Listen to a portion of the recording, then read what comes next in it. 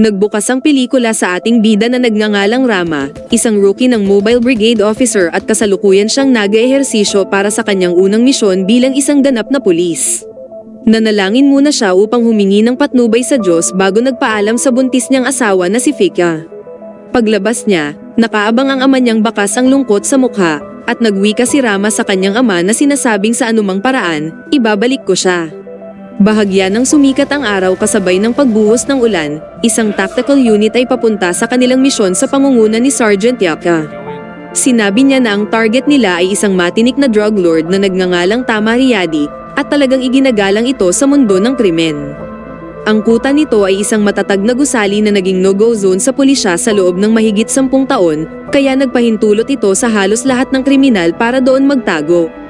Ang misyon nila ay i-raid ang gusali, ubusin lahat ng kriminal na manlaban at patayin ang pusanggalang drug lord. Ngunit mapapansing kinakabahan ng ilan sa mga baguhang pulis sa pagkaalam na ito ay isang do or die mission. Samantala sa gusali, katatapos lang kumain ni Tama bago nito kinuha ang pistol at isa-isang pinatay ang ilang kalalakihan sa harap niya.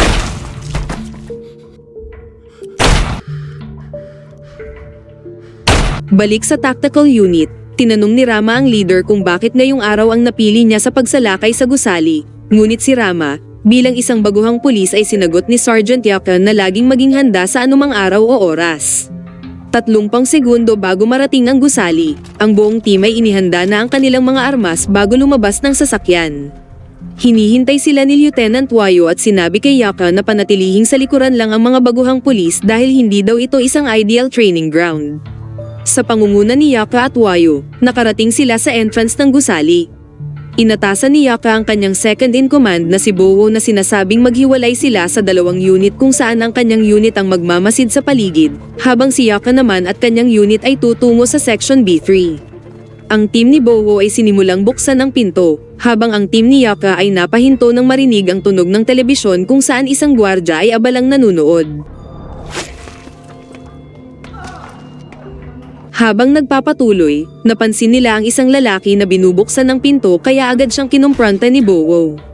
Ang lalaki ay nagngangalang Gofar at sinabing kailangan niyang may hatid agad ang gamot sa kanyang asawang may sakit.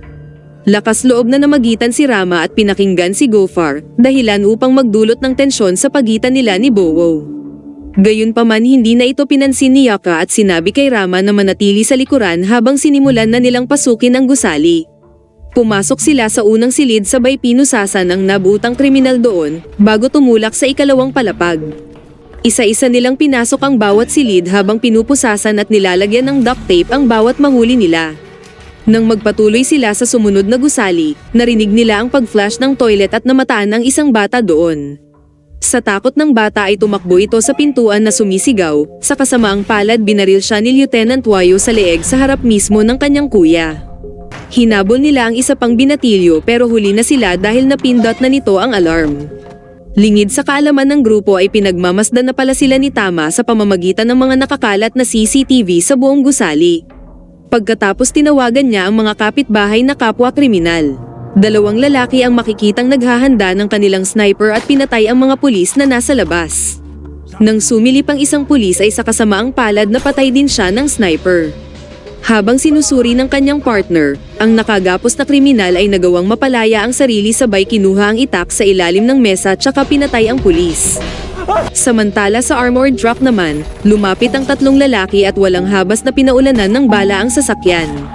Balik sa gusali, nagkukunwaring humihingi ng tulong ang isa pang kriminal bago nito ilabas ang pistol at inisahan ng pulis. Pagkatapos nagsalita siya sa communicator device upang ipaalam kay Tama na nasecure na nila ang 5th floor. Samantala si Yaka at kanyang team ay nasurpresa nang magpatay lahat ng ilaw. Tinawagan ni Yaka ang mga kasamahang pulis sa labas pero hindi nakatanggap ng tugon.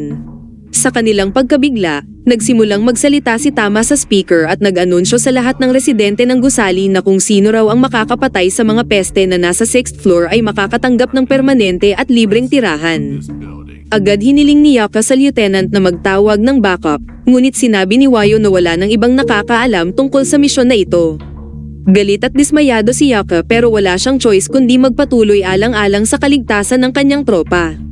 Lingid sa kaalaman nila na inaabangan na sila ng ilang kriminal. Nagpaputok ang isa sa kanila, sa kasamaang palad nagpahintulot ito upang matunton ng mga kriminal sa itaas ang kanilang pinagtataguan at pinatay ang ilan sa kanila.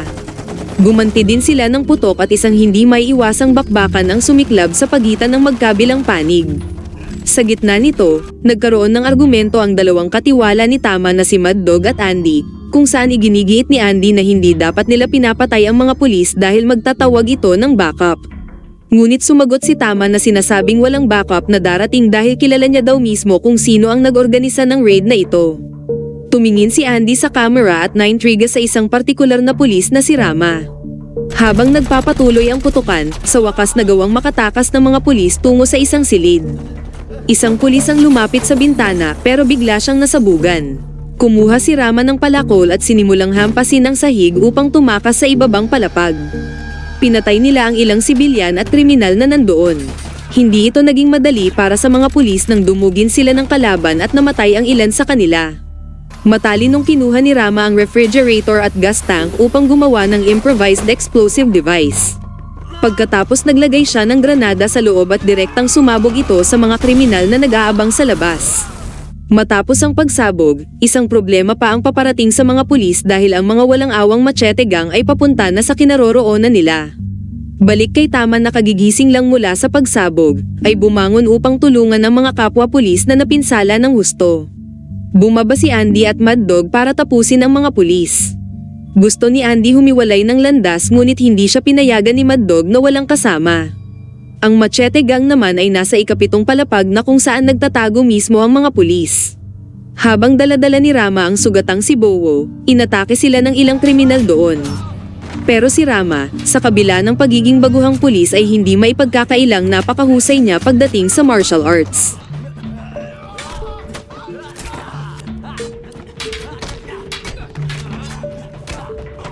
Sa kasamaang palad narinig ng leader ng machete gang ang komosyon kaya nagpa siya siyang suriin ito. Kumatok si Rama sa silid ni Gofar at buti na lang ay pinagbuksan siya nito bago dumating ang leader ng machete gang. Sa loob ng silid, binuksan ni Gofar ang sikretong pinto para doon magtago si Rama at Bowo. Pumasok ang machete gang sa loob at sinimulang dalugarin ang buong silid. Pinagtutusok niya ang pader na muntik pang tumama sa mukha ni Rama, buti na lang at daplis lang ito. Inabala ni Gofar ang machete gang na nagrereklamong huwag sirain ang kanyang pamamahay. Nang kunin na ng thugs ang kanyang machete, nilinis ni Rama ang dugo sa machete gamit ang kanyang gloves. Samantala sa elevator, nakakapagtaka ng patayin ni Andy ang dalawang kasamahan niya. Umalis na nga ang machete gang at pagkatapos inihiga ni Rama si Bowo upang lunasan ang sugat na tinamo. Tanong ni Rama kay Gofar kung may iba pa bang labasan dito sa gusali, ngunit sa kasamaang palad ang tanging labasan lang daw ay ang parehong pinto na pinasukan nila. Umalis si Rama at nakiusap kay Gofar na bantayan muna pansamantala ang kaibigan hanggang sa pagbalik niya. Paglabas niya ay narinig niyang sumisigaw ang kapwa pulis sa isang silid.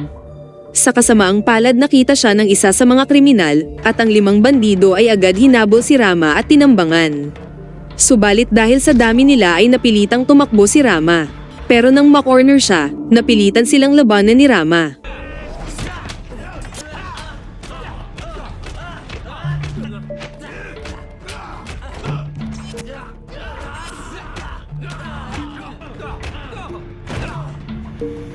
Medyo nahirapan si Rama sa kanilang boss pero mas nanaig pa rin sa huli ang kahusayan ni Rama.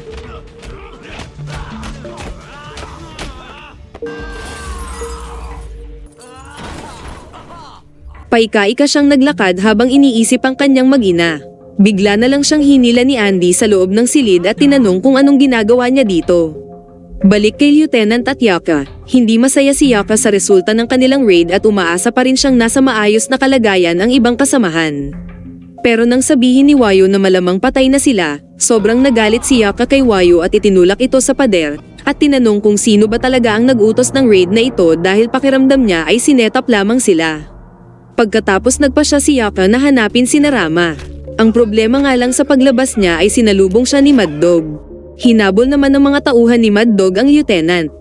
Kasama ng lieutenant ang isa ring baguhang pulis na si Dago. Sa halip na patayin si Yaka gamit ang pistol, hinamon siya ni Mad Dog sa isang labanan. Sa una ay naging patas ang labanan at bawat isa ay halos pantay lang ng galing sa pakikipaglaban, pero sa huli ay napuruhan ni Mad Dog si Yaka ng husto.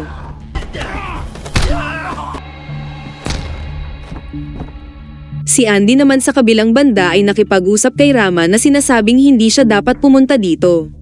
Dito nabunyag na ang dalawa pala ay magkapatid, at ito mismo ang ibig sabihin ni Rama nang sabihin niya sa kanyang ama na ibabalik ko siya, dahil ang tunay na layunin ni Rama sa misyong ito ay upang maibalik si Andy na kanyang kapatid mula sa mundo ng krimen. Gayunpaman tumanggi si Andy dahil ito na raw ang buhay na pinili niya kaya wala nang nagawa si Rama. Pagkatapos umalis na si Andy at nagbilin kay Rama na mag-iingat siya. Papasakay na siya ng elevator nang biglang dumating si Mad Dog dala-dala ang bangkay ni Yaka. Nasilip ito ni Rama mula sa silid pero wala na siyang magawa. Palihim siyang naglakad tungo sa bulwagan at nasalubong niya doon ang lieutenant at si Dago. Pinaalam niya sa dalawa na patay na si Yaka. Sinabi niya rin ang kanyang planong tugisin si Tama. Samantala nakarating na si Andy at Mad Dog kay Tama, at tinanong ni Tama si Andy kung bakit wala siyang dala. Sinuri ni Tama ang kamay ni Andy kung may bahid ba ito ng dugo. Sinabi ni Andy na may 2 pulis na lang ang natitira pero tugon ni Tama na 3 pa, nangangahulog ang alam ni Tama ang tungkol kay Rama. Agad siyang pinabagsak ni Mad Dog at sinaksak ang kamay, sabay pinakita sa kanya ni Tama ang videotape nang hilain niya si Rama sa silid. Tinanong siya ni Tama kung sino itong si Rama, at nang tumangging sumagot si Andy ay nagbanta naman si Tama na papatayin niya silang dalawa ni Rama. Lumipat ang eksena kay Rama na inagaw ang baril mula sa isang kriminal. Pagkatapos tumulak sila patungo sa narcotics lab at sinimulang salakayin ang mga kriminal doon.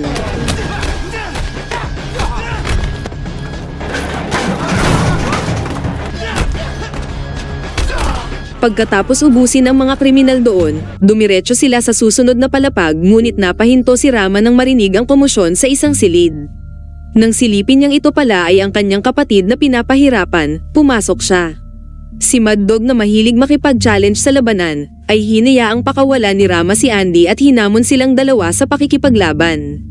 Sa kabila ng pagiging payat nito ay batak naman ito sa bato kaya halos hindi niya iniinda ang mga patama ng magkapatid.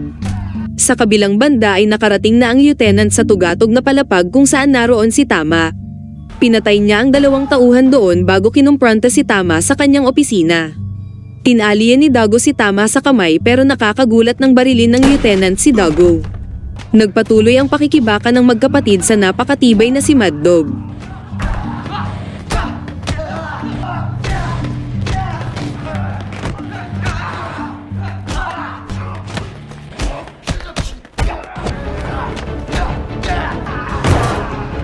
Nang masaksihan ni Andy na binubugbog ng husto ang kanyang kapatid, pinilit niya ang sarili bumangon sabay sinaksak ng basag na fluorescent si Mad Dog sa leeg.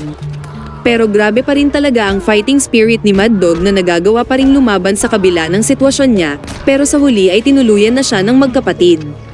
Nagmadali silang tumakbo sa sumunod na palapag kung saan sa hindi malamang dahilan ay nasalubong nila ang lieutenant na pinaputukan sila. Tinuya ni Tama si Wayo na sinasabing sa una pa lang ay alam na niyang darating sila mula nang makatanggap siya ng tawag mula kay Reza. Matagal niya na raw sinusuhulan si Reza at dahil si Wayo ay masyadong hangol sa promosyon, ipinadala siya dito ni Reza upang ipapatay nang sa ganun wala nang maging sagabal pa sa kanila. Nagulat ng husto si Wayo sa kanyang narinig at dito niya napagtanto na setup lang talaga ang pag-raid at pagkatapos tinuluyan na niya si Tama. Hindi niya matanggap ang pakiramdam na siya ay pinagtaksilan, kaya nagpas siyang tapusin na rin ang buhay pero wala na palang bala ang kanyang pistol. Lumapit si Rama at Andy sa kanya, pagkatapos nagsalita siya sa radyo para i-anunsyo sa lahat ng residente na tapos na ang kaguluhan. Iniabot ni Andy kay Rama lahat ng ebidensya ng mga tiwaling pulis na kasosyo nila, at sinabi kay Rama na hanapin ang mapagkakatiwalaang pulis na nagngangalang Bunowar. Sa huling eksena ay sinamahan sila ni Andy upang ligtas na makalabas ng gusali. Pinaalala ni Andy sa kanyang kapatid na kaya niya siyang protektahan sa mundo ng krimen, pero si Rama ay hindi siya nito kayang protektahan sa kanyang mundo bago sila maghiwalay muli ng landas.